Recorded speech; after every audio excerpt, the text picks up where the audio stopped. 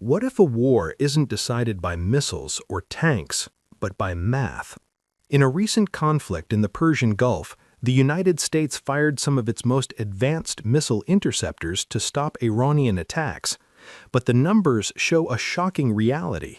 The U.S. may have spent billions of dollars just to defend against weapons that cost a small part of that price. This is the financial battlefield behind the conflict, where every missile launch becomes a calculation of cost, supply, and long-term strategic risk.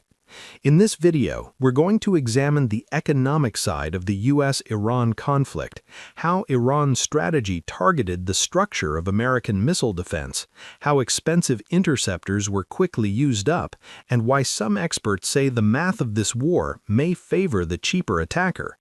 To understand the cost of the conflict, we first need to look at how the defense system was targeted.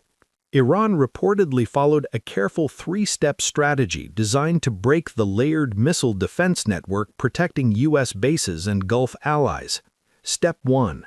Blind the early warning system.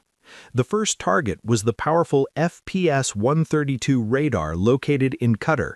This radar is capable of detecting missile launches from as far as 5,000 kilometers away. Its estimated value is around $1.1 billion. When a radar like this is damaged or disabled, the entire defense network loses its long-range visibility. It's like turning off the headlights before driving at high speed. Step 2. Destroy the targeting brain. The next target was the TPY-2 radar, the advanced sensor used by the Terminal High-Altitude Area Defense System. Without this radar, the interceptors cannot accurately track incoming missiles. Even if the launchers are intact, they become almost useless without precise targeting data. Finally, Step 3. Strike the body. Finally, once the sensors were disrupted, the next step was attacking the THAAD battery itself. Unlike mobile missile launchers in combat zones, these systems are often deployed in fixed defensive positions. If the radar and targeting systems are damaged first, the launchers become easy targets.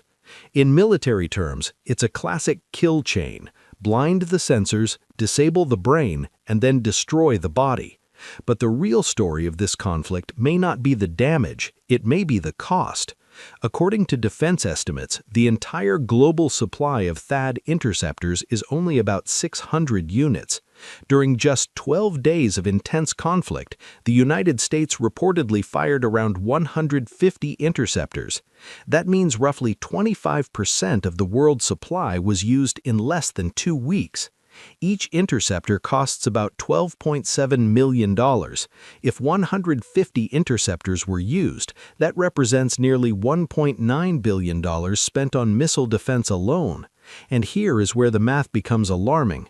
In fiscal year 2026, the United States produced only about 12 new THAAD interceptors. In other words, what was used in days could take years to fully replace.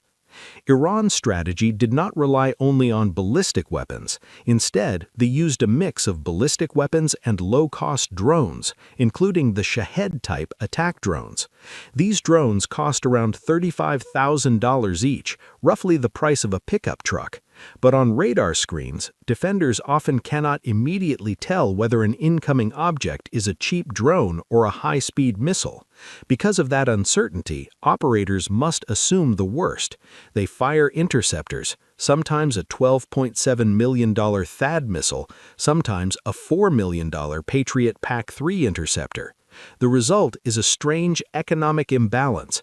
Iran launches something that costs tens of thousands of dollars. The United States responds with a missile worth millions. In effect, experts describe this as a kind of financial invoicing system. Every incoming drone forces the defender to spend far more money just to stop it. But the consequences may go far beyond the Persian Gulf. Missile interceptors are not unlimited. Every interceptor fired in the Gulf region is one less available elsewhere. This raises concerns for readiness in other strategic regions, especially the Indo-Pacific. Reports from the Heritage Foundation have warned that in a high-intensity conflict with a major power like China, high-end interceptor supplies could run out in just days. That means the cost of defending against one regional conflict may weaken deterrence somewhere else. For example, missiles used to defend bases in the UAE are missiles that cannot be deployed near the South China Sea or around Taiwan. For more than 30 years, countries in the Gulf relied on a powerful assumption. The belief was that the United States' layered missile defense network was essentially unbreakable. Allies such as Qatar, the United Arab Emirates, and Saudi Arabia built their security strategies around that promise. But the physical damage to a THAAD battery challenges that belief. If the system can be targeted and disrupted, it raises questions about how strong the system really is. And in geopolitics, perception can be just as important as capability. However, it is important to note that many details remain uncertain. The Pentagon has not publicly confirmed all the reported damage. Military experts are still waiting for a full battle damage assessment, often called BDA. It is also unclear whether backup systems were activated or whether offensive operations may have reduced Iran's ability to continue launching attacks. Wars are often surrounded by incomplete information, and early reports can change as new evidence emerges.